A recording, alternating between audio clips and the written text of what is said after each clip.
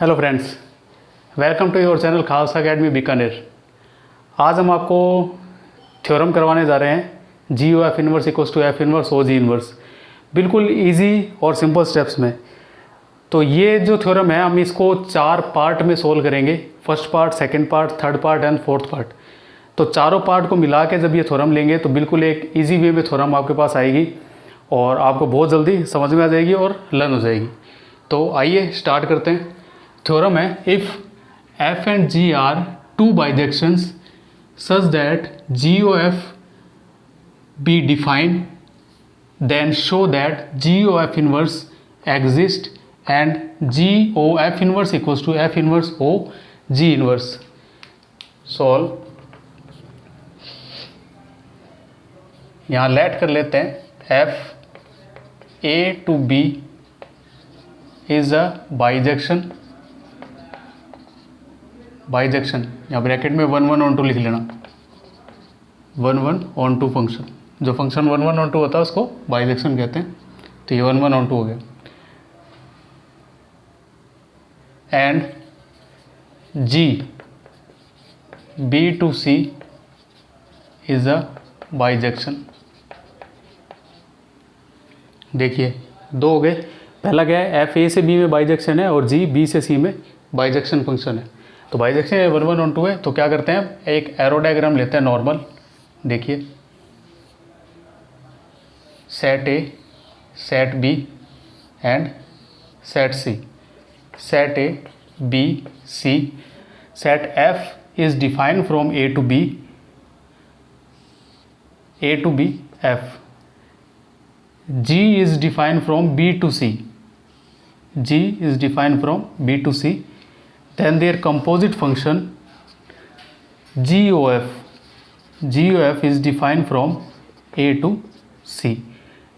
इसके अंदर element x late कर लेते हैं, इसका एलिमेंट ले लेते हैं y और इसका एलिमेंट ले लेते हैं z।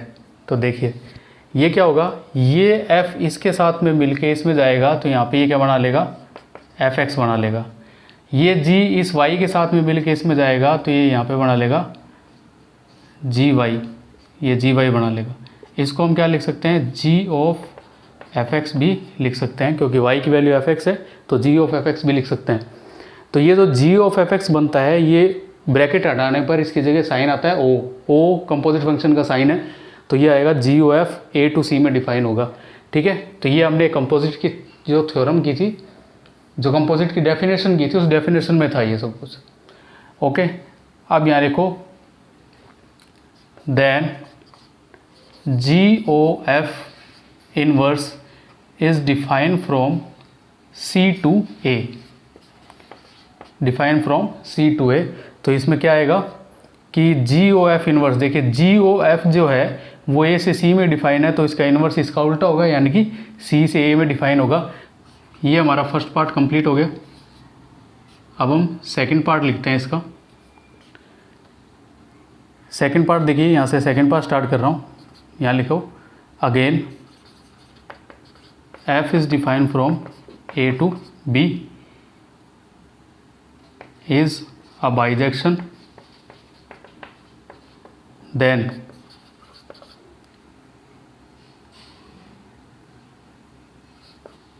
f inverse defined from B to A। Okay, and G is defined from B to C is bijection,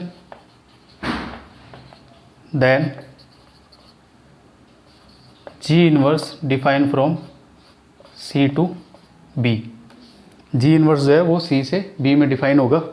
तो ये यहाँ तक हो गया। अब इसके लिए भी हम क्या करते हैं, सेम प्रोसेस में एरो डायग्राम लेते हैं। देखिए यहाँ पे हमने GOF इनवर्स C से A में डिफाइन किया है, यहाँ पे हमें क्या करना है, F inverse O G inverse जो है वो भी C से A में डिफाइन होगा, ताकि हम आगे क्वेश्चन सॉल्व कर पाएँ।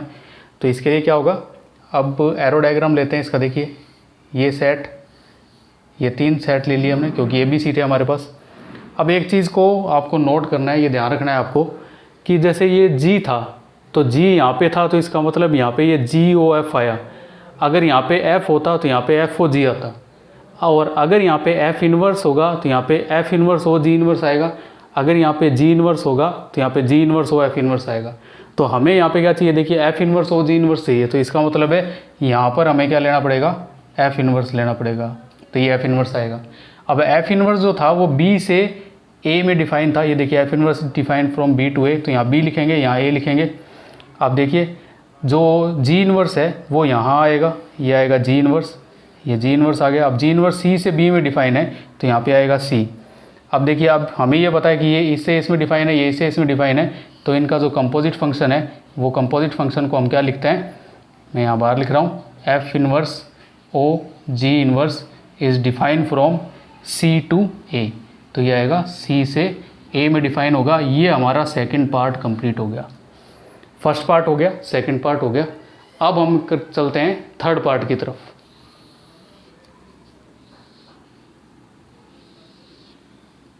तो देखिए थर्ड पार्ट करते हैं इसका। थर्ड पार्ट में क्या है, देखिए x जो है वो a का एलिमेंट दे रखा है, तो यहाँ लिखो x belongs to a, y जो है वो b का एलिमेंट दे रखा है, y belongs to b, and z belongs to c, z belongs to c, such that fx equals to y, fx equals to y and gy equal to z। ठीक है, अब हमें पहला प्रूफ करना है, G O F inverse find करना है। तो सबसे पहले G O F X find करते हैं, जी ओ एफ एक्स।